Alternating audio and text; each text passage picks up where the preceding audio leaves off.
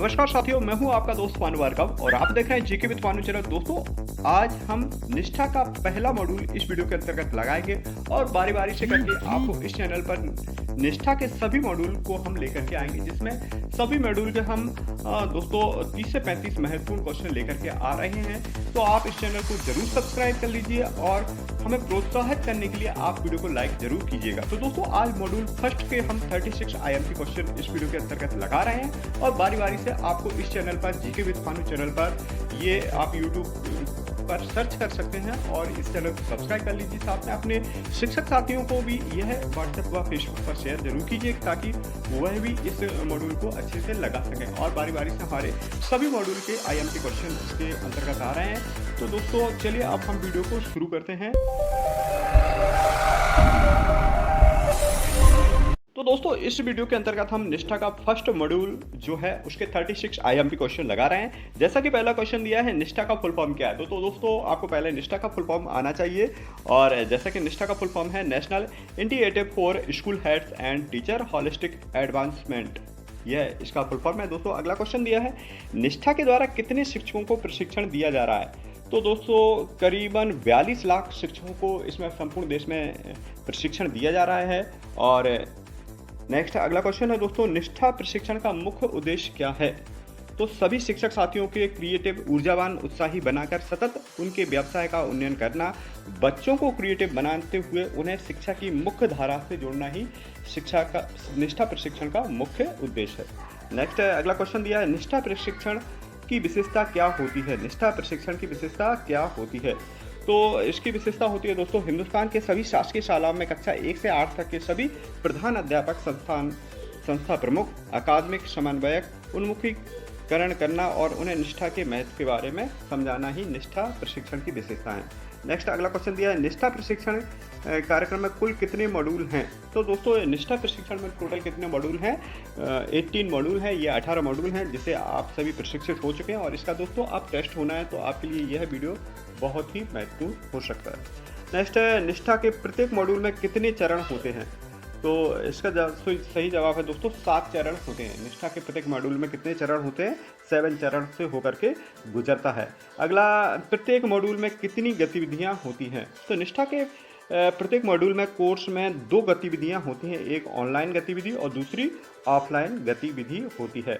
Next अगला question, offline गतिविधि क्या होती है। तो ऑफलाइन गतिविधि होती है जिसमें शिक्षक स्वयं चिंतन करके डायरी या चार्ट का निर्माण करता है, यह ऑफलाइन विधि होती है। और साथ में ऑनलाइन गतिविधि क्या होती है, अगला क्वेश्चन है। तो ऑनलाइन गतिविधि वे गतिविधि होती है जिसमें शिक्षक ब्लॉग स्पॉट लिंक पर जाकर के उसे देखकर अपने विचार प्रकट करता है। तो जो दोस्तों आपको लिंक दी थी ऑनलाइन में, उसमें आप जाकर के और वहाँ पर अपनी प्रतिक्रियाएं भी, आप अपने विचार भी व्यक्त कर होंगे आपने वहाँ पर। नेक्स्ट अगला क्वेश्चन है, मॉड्यूल क्रमांक 1 में हमें क्या सीखने को मिला। मॉड्यूल क्रमांक 1 में हमें क्या सीखने को मिला। तो पाठचर्या एवं समावेशी शिक्षा, ये मॉड्यूल 1 में हमें सीखने को मिला था। जो फर्स्ट मॉड्यूल था वो उसमें क्या सीखने को मिला, पाठचर्या एवं समावेशित शिक्षा ये प्राप्त हुई थी। नेक्स्ट, राष्ट्रीय शिक्षा नीति के क्या कार्य हैं। क्या कार्य हैं राष्ट्रीय शिक्षा नीति के, क्या कार्य हैं। तो दोस्तों, इसका उत्तर है राष्ट्रीय शिक्षा नीति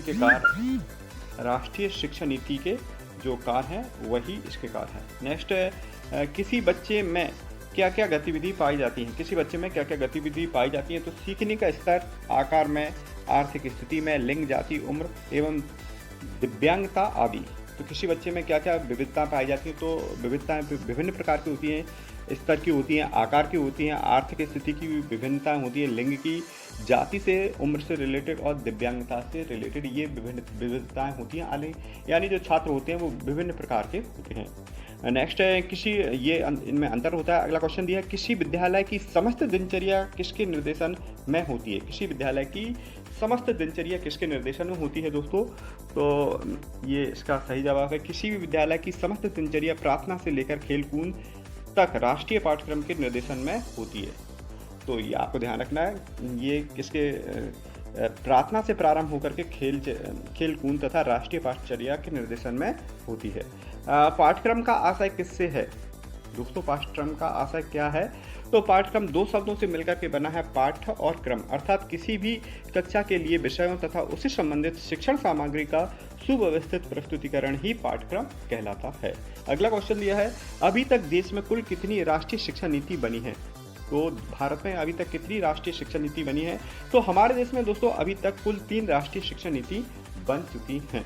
नेक्स्ट, ये जो 3 शिक्षा नीतियाँ बनी हैं राष्ट्रीय शिक्षा नीति, तो फर्स्ट जो शिक्षा नीति बनी थी वो 1686 में, और दूसरी जो शिक्षा नीति बनी थी वो 1986 में, और तीसरी जो शिक्षा नीति जो बनी है 2020 में।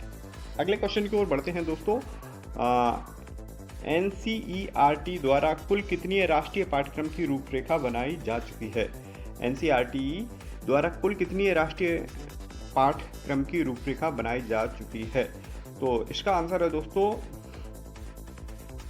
राष्ट्रीय पाठ्यचर्या जो पहली बनाई थी 1975 में बनाई थी, दूसरी 1988 में, फिर देन उसके बाद 2000 में, फिर 2005 में और 2020 में। तो दोस्तों कुल 5 जो पाठ्यचर्याएँ बनी हैं अभी तक, कितनी बनी है? 5, पहली 1975 और लास्ट 2020 में बनाई गई थी। नेक्स्ट, अगले क्वेश्चन की ओर बढ़ते हैं। NCERT ने किन किन कक्षाओं के लिए लर्निंग आउटकम्स बनाए हैं? तो कक्षा 1 से 10 तक के लिए NCERT ने लर्निंग आउटकम बनाए हैं। समावेशी कक्षा से क्या आशय है? समावेशी कक्षा क्या होती है? तो दोस्तों हम जानते हैं कि प्रत्येक विद्यालय में कई प्रकार के विद्यार्थी होते हैं जो कि विभिन्न रंग, रूप, आकार, धर्म, जाति, लिंग, सीखने के स्तर, उम्र, दिव्यांगता के आधार पर भिन्न होते हैं। इन सभी प्रकार के विद्यार्थियों की समान भाव एवं रुचि के साथ साथ शिक्षा ही समावेशी शिक्षा कहा जाता है। तो दोस्तों समावेशी शिक्षा में किसी भी जाति, धर्म, लिंग, आकार, रूप, इन सभी पे विविधताएं होती हैं और इन्हीं सभी को एक साथ जो शिक्षा दी जाती है वही क्या कहलाती है? समावेशी शिक्षा कहलाती है। अगले क्वेश्चन की ओर बढ़ते हैं। 22वां क्वेश्चन है, क्या विशेष आवश्यकता वाले बच्चों को किसी विशेष आवश्यकता वाले शाला में प्रवेश दिलाया जाना उचित है? तो नहीं है, उनमें हीन भावना उत्पन्न हो जाती है, इसलिए विशेष आवश्यकता वाले बालकों को सामान्य बालकों के साथ ही शिक्षा दी जानी चाहिए। नेक्स्ट, अगला क्वेश्चन है, राष्ट्रीय शिक्षा नीति 1986 में विद्यालय की रचना कैसी थी? तो राष्ट्रीय शिक्षा नीति 1986 में विद्यालय की जो रचना थी दोस्तों वो 10+2 थी। वहीं राष्ट्रीय शिक्षा नीति 2020 की संरचना किस प्रकार, तो दोस्तों राष्ट्रीय शिक्षा नीति 2020 की संरचना किस प्रकार की बनाई गई है? तो ये राष्ट्रीय शिक्षा नीति 2020 की जो संरचना बनी है 5+3+3+4, जिसमें पहला 5 है जो कि KG1 KG2 से लेकर के तीसरी क्लास तक है, यानी 5 वर्ष का हो जाएगा। फिर जो 3 है वो है तीसरी, चौथी, पाँचवीं है, और अगला तीसरा जो है वो 6, 7, 8 है, और वहीं 4 है 9 से 12। नेक्स्ट क्वेश्चन की ओर बढ़ते हैं दोस्तों। अगला क्वेश्चन दिया गया है, अनिवार्य शिक्षा का अधिकार, राइट टू एजुकेशन, RT अधिनियम कब बना और लागू किया गया? RT नियम कब बना और लागू हुआ था? तो दोस्तों अनिवार्य शिक्षा का अधिकार जो 2009 में बना और 1 अप्रैल 2010 से लागू किया गया था। तो RT जो था जिसमें 6 से 14 वर्ष के बच्चों के लिए अनिवार्य शिक्षा देना थी, तो ये 2010 से लागू हुआ था, 1 अप्रैल 2010 से, जबकि बन कब गया था? ये 2009 में। गंभीर अक्षम बच्चों को किस अधिनियम के तहत घर में ही शिक्षा पाने का अधिकार है? तो इसका सही जवाब है दोस्तों 2012 के तहत। नेक्स्ट, बच्चे कब जल्दी सीख पाते हैं? तो भयमुक्त वातावरण हो, खेलकूद में, उनकी रुचिकर गतिविधियों में, और चित्र, वीडियो और समूह द्वारा बच्चे जल्दी सीखते हैं। तो ये एक्टिविटी बेस्ड अगर ऐसा जहाँ पर शिक्षा दी जा रही तो वहाँ पर बच्चे जरूर सीखते हैं। अगला क्वेश्चन दिया है, UDL का फुल फॉर्म बताइए। UDL का फुल फॉर्म क्या है? तो यूनिवर्सल डिज़ाइन फॉर लर्निंग, ये UDL का फुल फॉर्म है, और ये अच्छा क्वेश्चन है, आने की इसकी प्रबल संभावना है। नेक्स्ट क्वेश्चन की ओर बढ़ते हैं। UDL का क्या कार्य है? तो सीखने की सामग्री जैसे कि वीडियो, ऑडियो, ब्रेल, प्रिंट, सांकेतिक भाषा के द्वारा सीखना ही UDL का कार्य होता है। नेक्स्ट, अगले क्वेश्चन की ओर बढ़ते हैं। एक समावेशी कक्षा में शिक्षा की क्या भूमिका होनी चाहिए? तो कक्षा में शिक्षक की जो भूमिका होनी चाहिए उसके अंतर समानता का व्यवहार होना चाहिए, संवेदन के बाद सकारात्मक सोच होना चाहिए, सराहना करते हुए वाला व प्रेमी प्रवृत्ति का होना चाहिए। कक्षा शिक्षक की जो भूमिका होनी चाहिए वो इस प्रकार की होना चाहिए। नेक्स्ट है, समावेशी कक्षा का निर्माण कैसे किया जा सकता है? समावेशी कक्षा का निर्माण कैसे किया जा सकता है? तो इसके कुछ फैक्ट्स हैं, जैसे कि शिक्षक आवश्यक कौशल में निपुण हो, अच्छी कार्य योजना का निर्माण करना आता हो, शिक्षक हैंडबुक का उपयोग करना हो और उत्साही होना चाहिए। एक समावेशी कक्षा का निर्माण इस प्रकार से किया जा सकता है। अगला क्वेश्चन है, विशेष आवश्यकता वाले बच्चे किन-किन साधनों से जल्दी सीखते हैं? विशेष आवश्यकता वाले बच्चे कौन-कौन से साधनों से जल्दी सीखते हैं?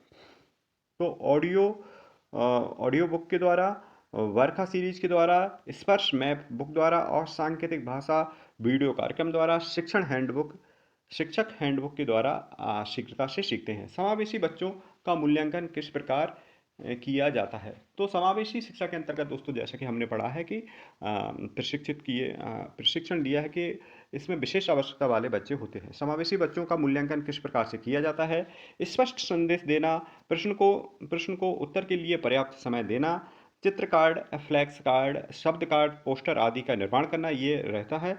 देखकर पहचान कर सही उत्तर पर रंग भरने, घेरा करके चिपकाने के लिए कहें।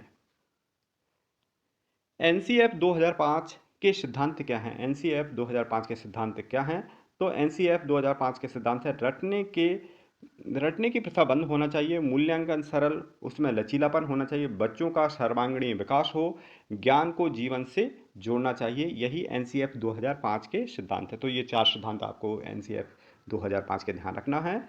नेक्स्ट, पोर्टफोलियो से आशय क्या है? तो पोर्टफोलियो से आशय क्या है? तो पोर्टफोलियो एक प्रकार का ऐसा बस्ता होता है जिसमें किसी बच्चे या व्यक्ति की जीवन काल की विभिन्न क्षेत्रों में उसकी उपलब्धियों, जानकारियों का समावेश होता है, जैसे कि व्यक्तिगत जानकारी, पारिवारिक जानकारी, शैक्षणिक जानकारी, सांस्कृतिक व खेलकूद संबंधी जानकारी, शैक्षणिक क्षेत्र की जानकारी। अगला क्वेश्चन है, इस मॉड्यूल का लास्ट क्वेश्चन, एनईपी का पूरा नाम क्या है? तो एनईपी का पूरा नाम नेशनल एजुकेशन पॉलिसी, इसका पूरा नाम है, एनईपी का पूरा नाम है। दोस्तों, इसी के साथ वीडियो समाप्त करते हैं, अगले मॉड्यूल 2 में मिलते हैं। तब तक के लिए दोस्तों